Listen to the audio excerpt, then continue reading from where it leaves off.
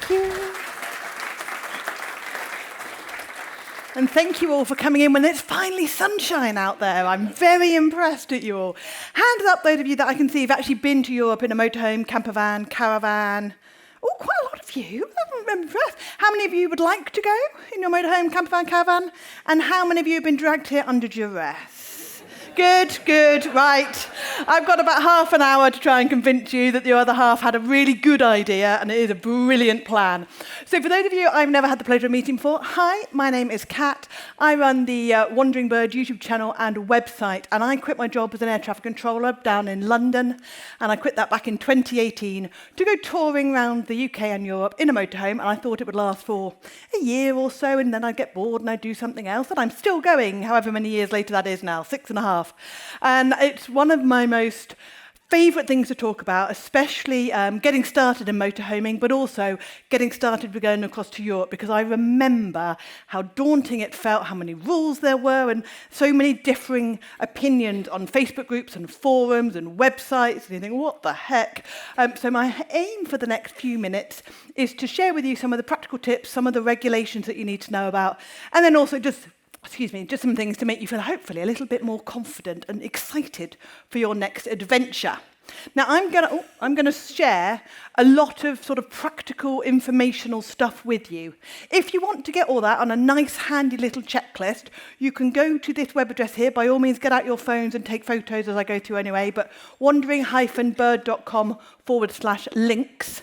And then on there, you'll see the link to the Europe checklist, and I can send it straight to you. I've also got some QR codes down here. If you know how to use them, get your photo app out. A little yellow thing will come up, and you can get it sent straight to you. And indeed, there's some leaflets, so you can actually get all this information sent to you. You can download it, print it off as you go, so you can tick it all off when you're ready for your trip. Now, I'm actually heading to Norway on Saturday. I haven't really planned much of that adventure yet, but I am using that exact same checklist to go through, make sure I've got everything in the van, because I've not actually been across to Europe for a little while now, so just make sure I know where everything is and it's all ready to go. So let's start with the practical things that you need to have, because most countries in Europe have laws that you have to carry certain gear that we don't have here in the UK, so it's a totally foreign concept.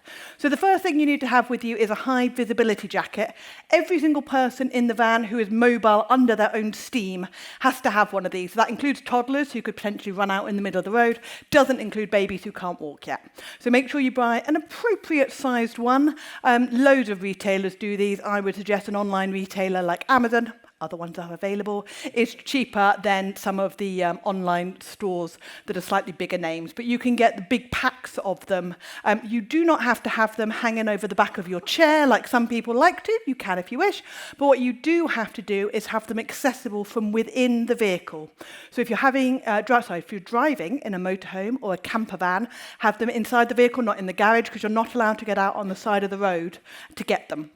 If you're in a car with a caravan, don't store them in the caravan, because again, you can't get out of the car to go get them from the van. So make sure you can get them before you actually get out. Headlight converters. How many people here have tried to put on headlight converters on their vehicle before? Keep your hand up if you've got it wrong at one point or other. Yes, we all do. So if you've never tried it before, good luck. And my top tip for you there is get 2 packs, because you will at some point get it wrong. We've all done it. And also, when you are travelling across from the UK to Europe, try and fit them on the British side, and also try not to wait until you're on either the ferry or the tunnel, because they will cram you in with about 0.2 of a millimetre between you and the vehicle in front, and you're trying to sort of lean around. It's never, ever going to work. So if you fit them in the waiting area, whether you're going on the ferry or the tunnel before you cross, it'll be a lot easier. Now, some of the more modern motorhomes have got headlights which point straight ahead. So if you imagine when you're driving along on the left-hand side of the road, most of our headlights have sort of the front of the road, and then they illuminate the hedgerow here on the left-hand side. But when you're on the other side of the road, you're now illuminating the eyes of the driver coming at you on the opposite direction, which is why we have the headlight converter, so that it points it away from them. Some of the modern vehicles, mine doesn't, mine's a 2017 model, but if you've got a newer one, you might have them straight ahead, which means you don't have this bulbous bit here. If you've got them straight ahead, and the way you know is you sort of drive towards a driveway, a wall, a driveway on the garage, something that can reflect back to you. And if they point straight ahead and you don't have this here, you don't need to worry about it. So that's how you know, and you don't need to adjust it or put headlight converters on at all. But for most of us, you'll still need them. Anybody here carry a full spare bulb headlight kit for their motorhome? Good. Anybody here know exactly which headlight motorhome bulb they have to have? Most of us don't. I'm very impressed with you, sir. Well done. So there are 3 different types of headlight bulb, H1, H4 and H7. I haven't got a clue which one's mine are. I've got one of each in my van, just in case. And also, there is some recommendation that you have an entire light fitting. Anyone know how big those things are? Yeah, I don't carry one of them either. What I have done to appease Mr. Gendarme, and I went to the local Halfords, picked up one of those spare bulb kits. It says spare bulb kit on it. I keep that in my van. I don't think it fits a single thing in my motorhome, but it is there should Mr. Gendarme ask to see my spare bulb kit. It's all about playing the game. All about playing the game. Warning triangle. I learned this. If anybody was here on Motorhome Maps Talk the other day, I didn't know this until yesterday. Anybody here know how far behind your vehicle a warning triangle should be placed? Should we be upwards of 5 metres? 40, hang on, I'm getting excited there. 45 metres, spot on. Yeah, I thought it was far longer than that, but actually when you think about the practicalities of it, somebody said 500 metres, and even I knew that was probably a little far. But 45 metres, however, I don't know how many of us are going to pace out 45 metres, but you do need to have a warning triangle in case you break down that you can put out on the road. In 2026, that is going to change to become a V16 beacon, and that's mainly going to start in Spain, but I'm sure it will spread towards the rest of the countries in Europe. But for now, warning triangle is fine. Some forums will tell you that you need 2. Anybody here live and resident in Spain? None of you need 2. Unless you are a resident of Spain, you need 2 for reasons I do not understand, but for the rest of us, 1 is absolutely fine. First aid kit.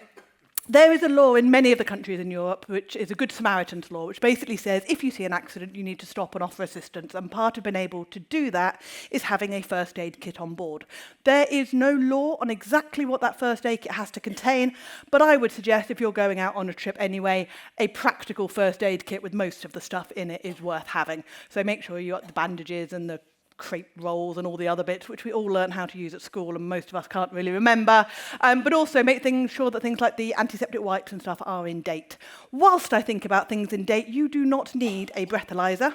Technically, the law does still exist, but it is now a €0 fine law. But should you be carrying a breathalyzer kit that is out of date, they can fine you for that. So yeah, I don't have one, I don't carry one. If you want to carry one for your own use, by all means do, but it's not legally required to use. Anybody here not know that our designator changed from GB to UK a couple of years ago? Because if not, surprise. We're now UK, you need a UK sticker on your van. If you've got any GB stickers, you need to remove them or cover them up. You can absolutely get away with the little ones that go on your reg plate. I've got one of those. If you're going down to Spain, and I think Italy as well, they like you to have the big white ones with the big black letters. I don't know if it's because their police just can't see as well, but that's what they like you to have. But for everybody else, just the little ones are fine if that's all you want to put on. If you are travelling into any of the mountainous areas in Europe, between the 1st of November and the end of March, you will need to look into the winter tyre law. So, for example, France passed this a couple of years ago, and I think it's 46 different departments across France, basically all the ones that have any part in the Alps, the Central Massif or the Pyrenees, and they say that you have to have appropriate winter tyres, so those are the ones that have got the mountain peak and M&S on them for mud and snow. So you have to have them, and then you must have on top of that, you have to have either snow chains or you have to have snow socks. Anybody here fitted snow chains before? Anybody here get them on first time? I am so impressed. Well done. If you buy snow chains, top tip for you, test them before you go. The very first time I ever had to fit snow chains, it was in France. It was snowing, funnily enough. They have these lay-bys where they have the big signs and you have to pull in, and it's an area to chainage, funnily enough. And they pull in, so there's lots of French people standing around staring at you. And we got our snow chains out and sort of tried to figure out what the heck was going on with these things. After about 3 hours, a French man came to offer his assistance. After about another hour of that, he gave up and walked off again. Turns out I'd bought the right diameter for the wheel, but not the right width. If you have got camper tyres, they're slightly wider than car tyres. I didn't know this, but make sure you bought the right dimensions and again, test them before you actually need them. And you get sworn at in French a lot. Needless to say, we had to turn around and go back again because they wouldn't let us continue up the road. But that was an interesting learning curve. Another thing that I recommend you get, now this isn't a legal requirement, just something to help you out, is get a bank card that doesn't charge you fees whenever you use it in Europe. So my main bank is with Halifax, and they do actually do a card which you can pay for, which means you don't have to pay for any fees, but that seems to defeat the point. So I actually ended up using Starling. Anybody here use Starling? Ever find it really easy? Set up in about 5 minutes? Brilliant. I'm not affiliated with them in any way. I just thought it was really, really easy. All online. You can transfer some money into it and then you can use that. Take your physical card because you will need to put a card in for fuel stations and things. So as you're going around, it just saves you paying all the different fees as you are touring. Oh, I also put there and then in the end, make sure your phone is unlocked. Really simple thing, but if you've never been across to Europe with that phone, if you change your contract or got a new phone, make sure it's unlocked so that it will pick up other people's signals. Right, paperwork. I will whiz through this because let's face it, paperwork isn't all that exciting. Anyone here still got a red passport?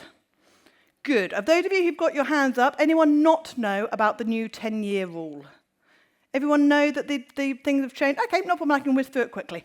So, when your red passport was issued, if you've got a new shiny blue one, don't worry about this, it's all been sorted for you. But when the red passport was issued, they issued it for 10 years and a bit. Now that and a bit could have been 3 months, 6 months, 9 months, 7.5 months. They kind of made it up as they went along. There was no rhyme or reason for the and a bit. The problem is the EU no longer acknowledges the and a bit. In their eyes, your passport expires 10 years to the day of the issue date. The EU also require you to have 3 months left on your passport before you leave, so after your trip. So I suggest you look at 9.5 years from the date of issue as the date that you have to look at renewing it. For most of us, that's fairly straightforward, but for a few people, they've been caught out when they've crossed the border and they've been told their passport is no longer valid. So just make sure you check that. Travel insurance used to be really easy, and we used to all have the E111 things and the GHIC cards, which are still around and are still legal if they're in date, but you get much, much lower reciprocal coverage than we used to. So I highly recommend you get travel insurance. It's not a legal requirement, but should you break your leg and need to be repatriated or anything like that, it will cost you a fortune. So it's definitely worth getting. Driving license. Anybody here not got a little pink card driving license? Cool. Have you got the paper one? And it's just because you don't want to pay for a card one? Fair enough. Well, in that case, just make sure you've got all your little bits for it. And the problem with that is they are used to seeing the pink card, so they might stare at it a bit longer. But as long as it's in date, you're fine.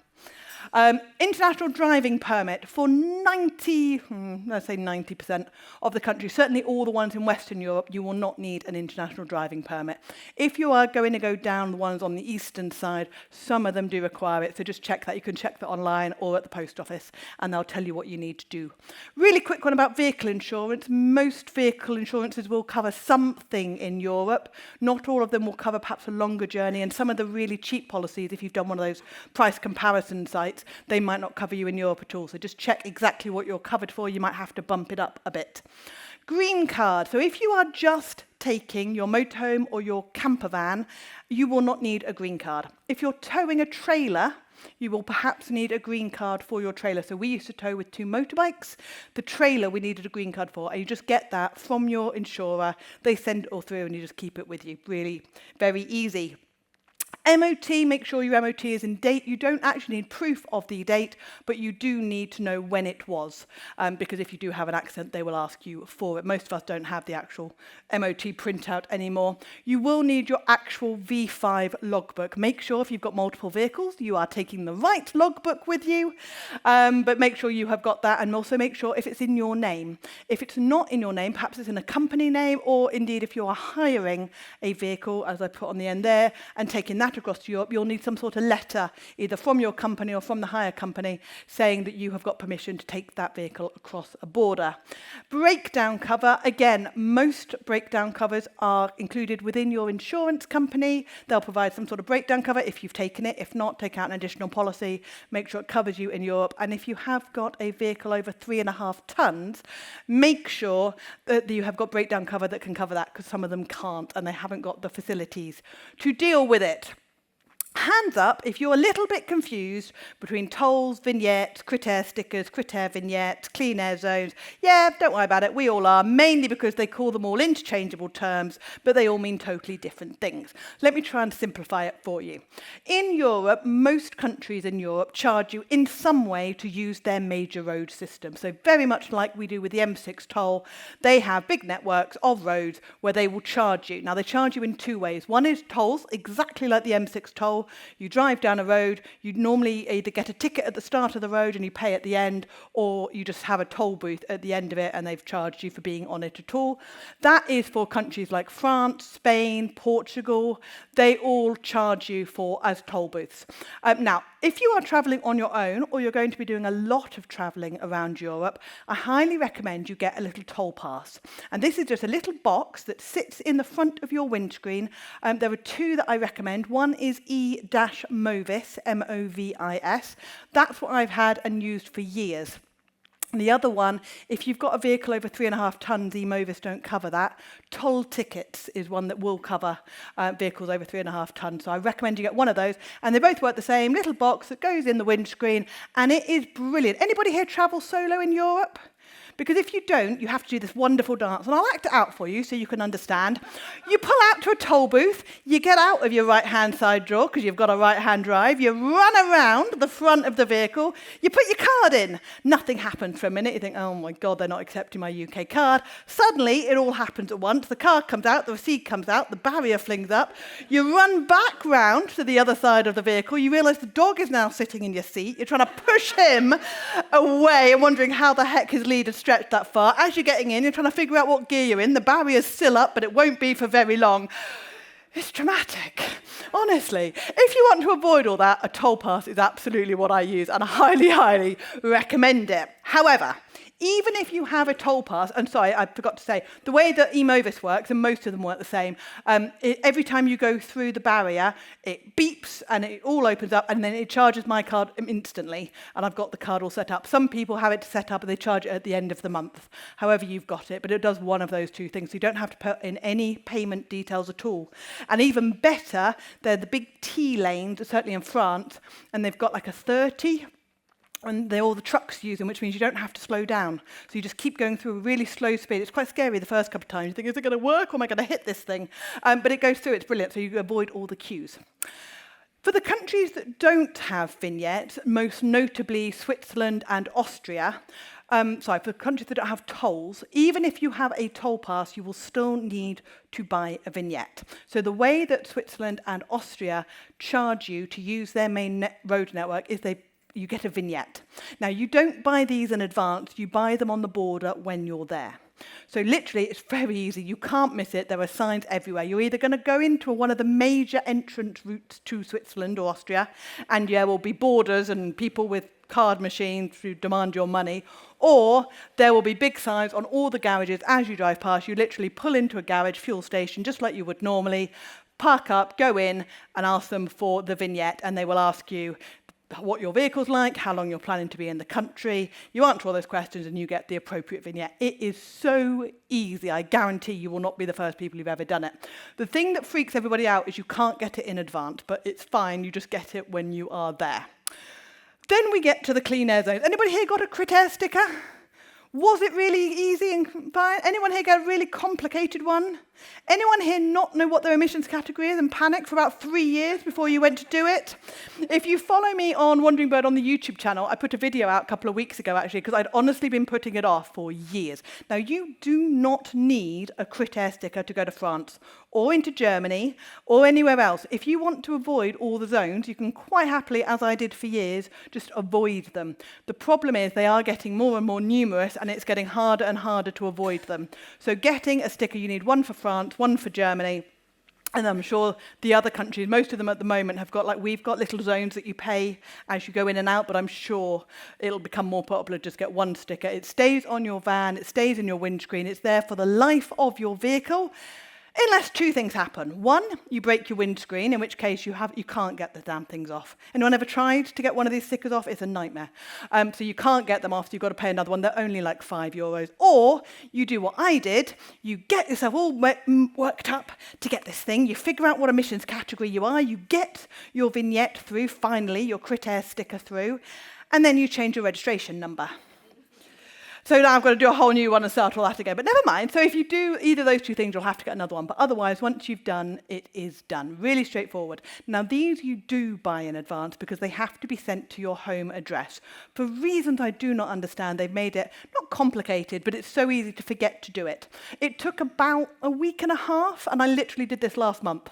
So that was in the middle of summer. So if you are going any time in the next month or two, you've got time to send off for it, get all the paperwork in, and get it back for you. They do actually send you an email that you can print out before you go saying if it hasn't arrived, you can print this off. It's all in French or German or whatever language you've done it in, and you can leave that on your windscreen. Now, the zones work a couple of different ways, depending on which zone it is. You will have a category. Now, either your category is allowed in all the time, it's allowed in at certain times, or you're not allowed in on that category at all, and that will depend on your emission status on your vehicle. If you have a particularly old vehicle, you might not be able to get an emission category status for it at all, which just means you've got to avoid all the zones, stay out, and use public transport to get into the cities or wherever it is that the zone is around. So again, you can still go to France without one of these. But it makes life a little bit easier if you can get one.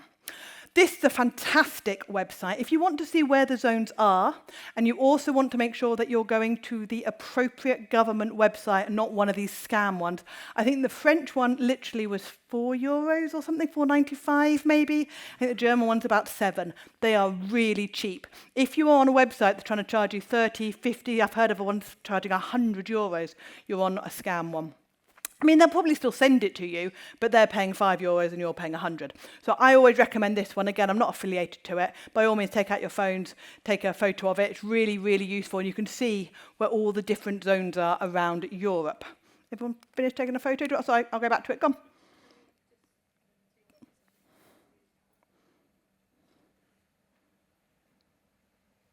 We all good? Cool. Okay. Let me whiz through things that sort of worried me a little bit. Anybody here not comprehend how you can possibly set off for a day in your van, exploring a country, and not have somewhere booked at the end of the day? Because I was like that, and I was like, this doesn't make any sense. It does in Europe. It's brilliant. It's magical. I love it. But let me start from the top and work my way down. So campsites in Europe are pretty much exactly the same as we have over here. Most of them you'll book in advance as and when you can. You find the nice-looking campsite near where you want to be. You turn up. There will be a reception. They will possibly take your passport, which freaked me out no end the first time I did it, but they do, and they keep it in these little cubby holes right behind the counter where everyone can see them. And that is just, honestly, the security side of it worries me, but it happens all over the place, and it's fairly common, so don't worry too much if they do that to you. If you are able to travel out of high season, I highly recommend you get something called an ACSI camping card. Some people call it ACSI. It's spelled ACSI, so that's how I call it. But the camping card will allow you to use big, really nice campsites for about a third off. So if you're staying there for 3 or 4 nights of your trip, you'll actually earn back the amount of the card. I've used this all the time. Normally, they say outside of peak season, but sometimes they allow you to use it in August because it depends on the country and when their school holidays are. So it's really worth having if you can travel outside of the main season. Now, if you want to go to a beach on the west coast of France with a surf school and a swimming pool and slides and all the other bits that come with that and want to stay for a week in the middle of August, I highly recommend you book because they get booked up really, really quickly. If you want to tour around and explore and have a bit of an adventurous time rather than staying and chilling for a week in a campsite, nothing wrong with that, sounds idyllic. But if you want to move around a lot, but you don't know exactly where you want to go and you don't know exactly how far you're going to travel each day, you can use this system of things called airs. Now, they're called airs in France and many other countries, Stellplatz in Germany or Sosters in Italy. They're all exactly the same thing. They are approved motorhome or campervan park-up places. Caravan sadly can't use them, but it means that you can pull up there, and they're like either car parks. They are normally within the middle of a village, in the middle of a town, sometimes they're even near the middle of a city, and they are designed to encourage camping cars, which is what the Europeans call motorhomes, to come to that town or village in walking distance to a boulangerie so you can get your fresh bread and your croissants in the morning, and it cannot be booked in advance. It's brilliant, especially when you're in Germany. Any Germans in here? Cover your ears for a minute. You know how they like to reserve the towels on the sunbeds? They can't do that. It's fab. It's basically first come, first served.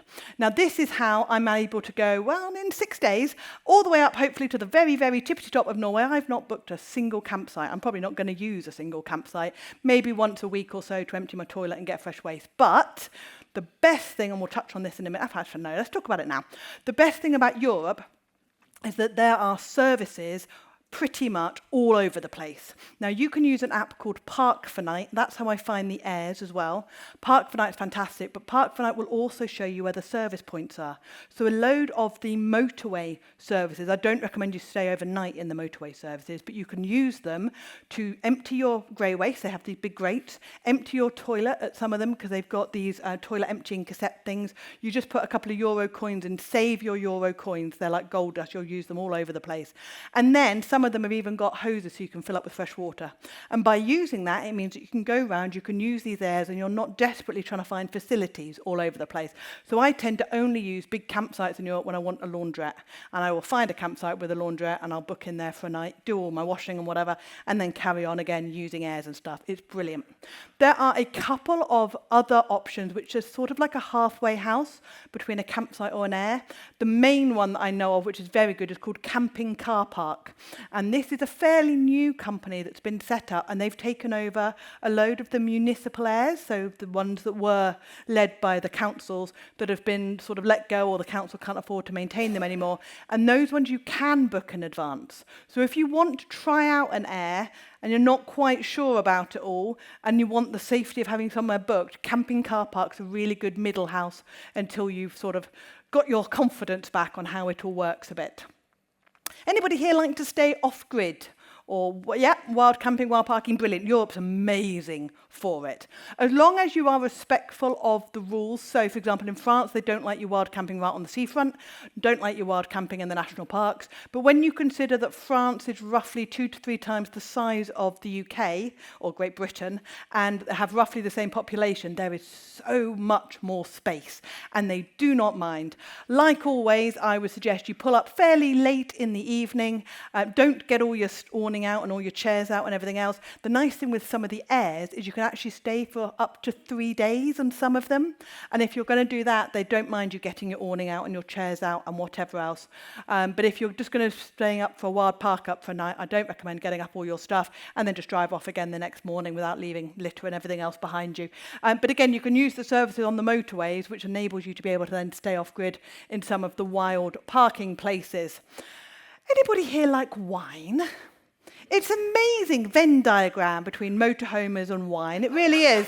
I don't quite know where it comes from, but never mind. There are some fantastic schemes around Europe that are very similar to Britstops, if anybody here uses Britstops. And one of those is the French one called France Passion. Anybody here ever used it? Yeah? So you've got loads of chateaux and vineyards. Excuse me. Something gone down my throat. Frog. There we go, talking about French. Ooh, ooh. I did a thing, and I don't know how to fix it. There we go. There we go, right, cool. So, France Passion is chateau and vineyard and businesses which are happy for you to stay in their car parks, which they already have anyway, if you have used their services. And the best thing about this is you can now go to the vineyards that offer wine tasting tours, and you can actually taste and enjoy the wine because you don't have to drive off that night. It's really, really good. There are also snail farms. There are also chocolate shops. There are farm shops. There are all sorts of places which, as long as you use the facilities, you can stay there for free. So it's sort of like approved wild parking. I don't know how to make that not do that. Bear with me. Do you have a clue? I pressed a button and I broke it. I did a thing, but it's not a Mac and I'm scared to do it because I'm a Mac girl.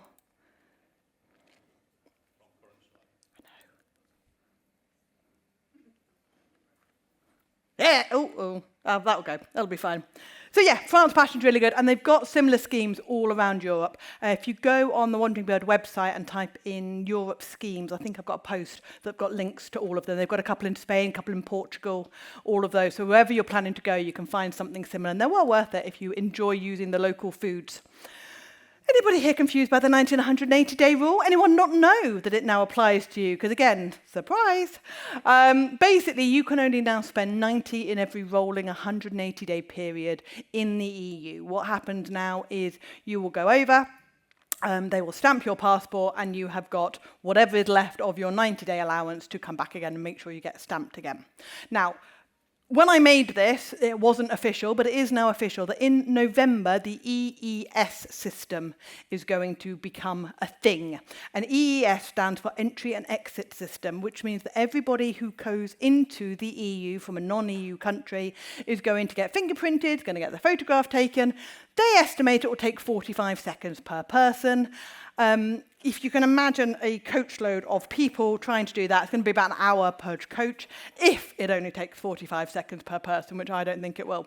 Now, this is only going to be the first time you go in, so the first November-December rush is going to be chaotic, and then hopefully it should get a little bit calmer, but it's going to delay your first time into the European Union. Next time you should go over there, so be aware of that.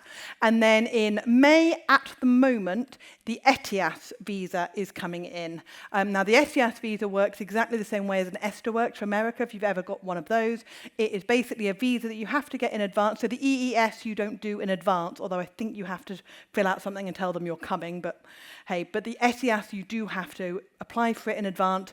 They then have the ability to say, yes, you can come in, or no, you can't come in. So up until this point, there haven't been many stories of people who have overstayed their 90 days in the EU being a problem. Some people have apparently been fined. Some people have apparently had a red stamp in their passport. Big deal. If you overstay your 90 days after the ETIAS and the EES system come in and it all works together, and you are marked as a late offender or whatever, you've overstayed your welcome, there is a very, very high chance they will not give you permission using the ETIAS visa system to go back in again. So it's well worth making sure you know exactly how to track your 90 days. Again, if you go on the Wandering Bird YouTube channel, about I want to say 2 months, but time flies. It could have been a bit longer ago than that. I did a really in-depth video on how you can follow and track, especially if you're flitting in and out of Europe a lot, how you know how it all works, and broke it all down for you. So if you're a bit confused about how it all works, and to be honest, it was more in-depth than I thought it was, it's worth going and checking out that video. So some practicalities for you. Anybody here use exchangeable bottles and want to go to Europe with exchangeable bottles? Okay, so the first time we went to Europe with exchangeable bottles, it was in the middle of July. We went to the Italian lakes, which is beautiful. Don't go in the middle of July, it's chaos.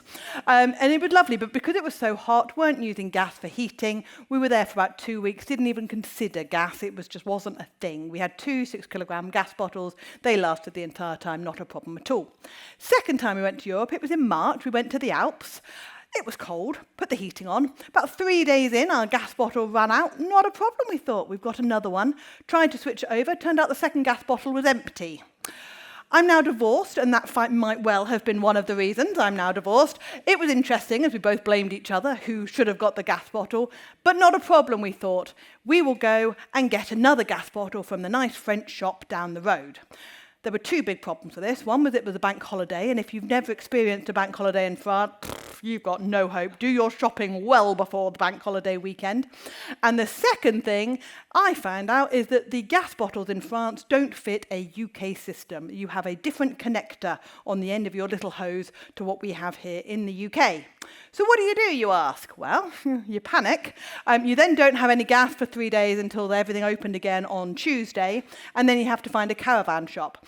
If you are going to do a lot of touring in Europe, I strongly recommend you look at investing in a refillable gas system, even if it's just for one bottle, so you can fill up that bottle and still use an exchangeable one in the UK. If it's your first time in Europe and you're not sure how often you're going to be in there, not a problem. If you are going to go for a long period of time, and I would say longer than a week or maybe two, certainly longer than a week if it's going to be cold and you're going to use it for heating, you want something called pigtails. And there are 3 different types of pigtails. And that is the hose that goes from your actual van to the bottle, and that will fit the 3 different type of connectors in Europe, because it's Europe and the French bottles aren't the same as the German bottles, and they're not the same as the Spanish bottles. So if you do that nice triangle that lots of people like to do, you're going to need 3 different types of bottles. Now you can get the bottles over there if you're going to do exchangeable bottles. You can put the address of a campsite down. They're going to want a deposit off you for the bottle. So if you imagine you've gone across to France, you've paid your deposit for your French bottle, then you've gone across to Germany. So you've had to leave one of your UK bottles behind in France, but now the Germans don't want your French bottles, so you've got to leave your French bottle behind in Germany, then get another bottle, pay another deposit, which you're going to lose, and then if you go down to Spain, it keeps going and going and going. It can be a really expensive way to tour, which is why I recommend getting a refillable system. Now, I know LPG is getting much harder to find over here, but I don't have any other type of gas system in my van other than refillable bottles, and I've been absolutely fine, and I lived in my van full-time for 3.5 years. A lot of that was in the UK. So it is still possible to get them. You might just have to drive a little bit out of your way. But like I say, if you're just testing the waters, just be aware about the exchangeable bottles. Water hoses.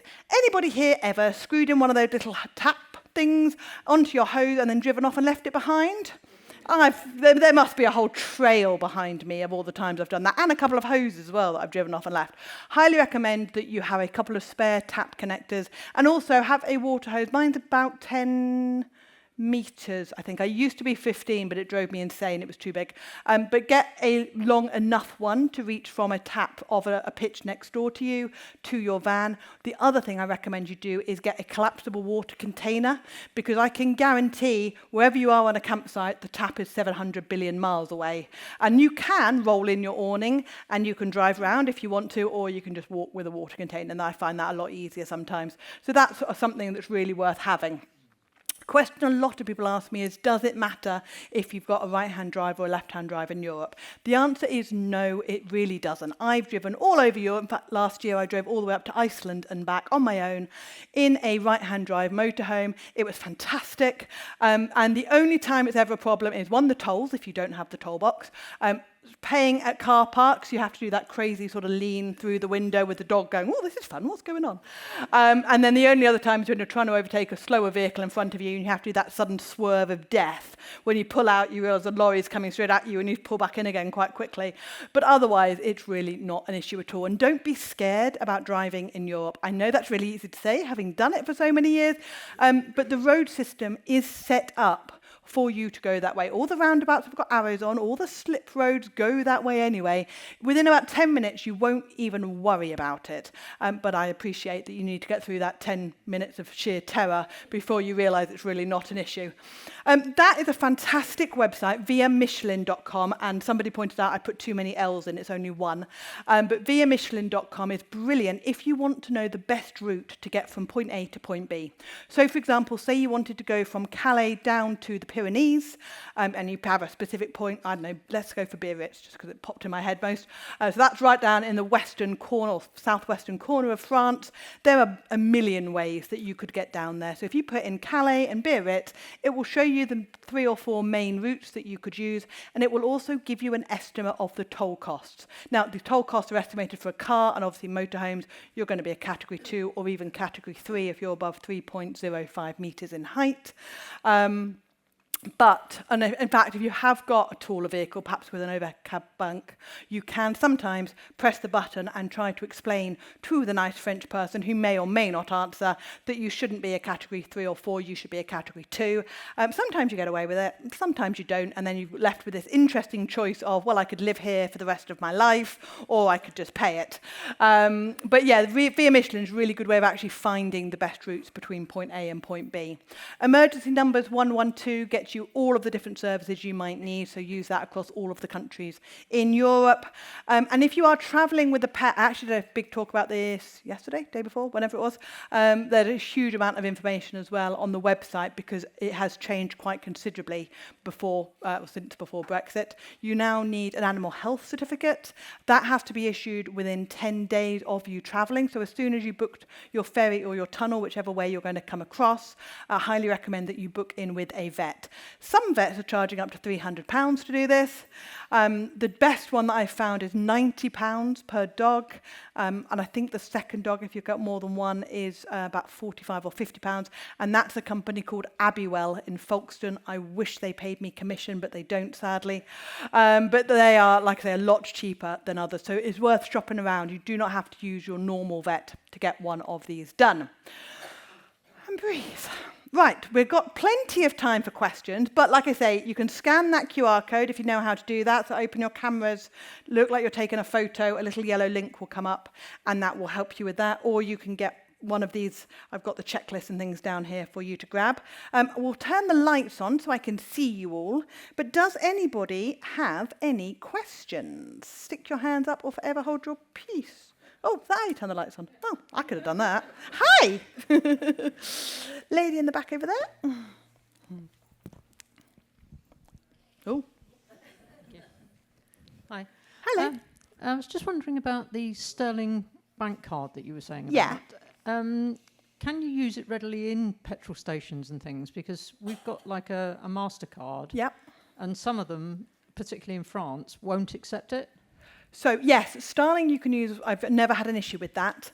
MasterCard and Visa's credit card are treated like debit cards over there. So sometimes people put that it's a credit card, but actually you need to press the debit card button, and that might help. There was a huge issue with the Netherlands where they were only taking Maestro card. Anyone here got a Maestro card? Because most people don't. That has got a bit better. But normally, yeah, I will have 2 or 3 different options just in case. But normally, it should be absolutely fine. But yeah, they're debit cards, not credit cards. So that might be why it was an issue. All right. Anybody else?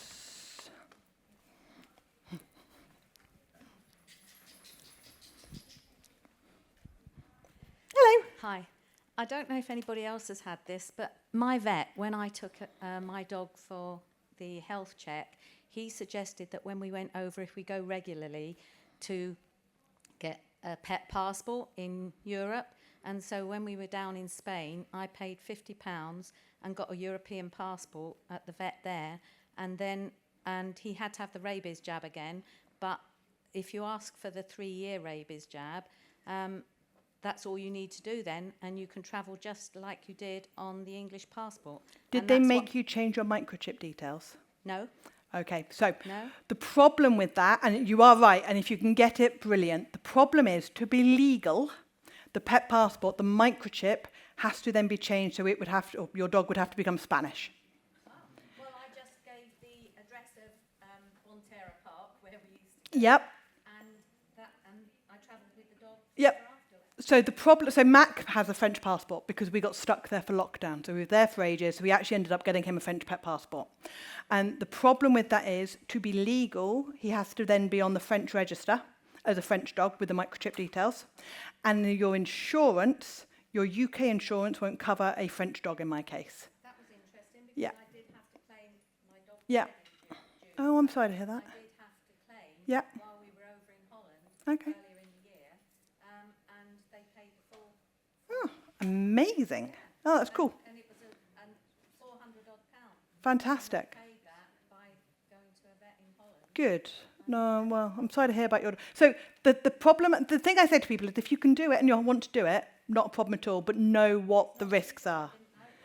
Yeah, well, it's not... illegal is a very strong term, but it would be a concern of mine that the insurance wouldn't pay out if they found that loophole. Now, yours obviously did, and that's great. Yeah, fantastic. Good. Okay. Well, if you can, great. If you can do it, fantastic. Yep. Anybody else? Hello. Hi. Southern Ireland is not in the EEC 90-day. Nope. We've got a reciprocal agreement. Going to become in the future. Not as far as I know. We've got a reciprocal agreement with Ireland, so our 90 days doesn't count. And also neither is Gibraltar's not in there at the moment either if you want to go over there. But yeah, you can spend as long as you like in Ireland. I spent 6 weeks over there last year. Didn't count. Yeah, no, it doesn't count. It's fine. You will still need, if you've got trouble with a dog, though, you will still need the paperwork for the dog. No, that's fine. Easy peasy. Anybody else? If you don't want to speak into the big terrifying microphone, I will sit down there with my books, which if you want to get, I'm happy to sign them for you, and I can answer any questions. Go on then, sorry, yep, go for it. There we go.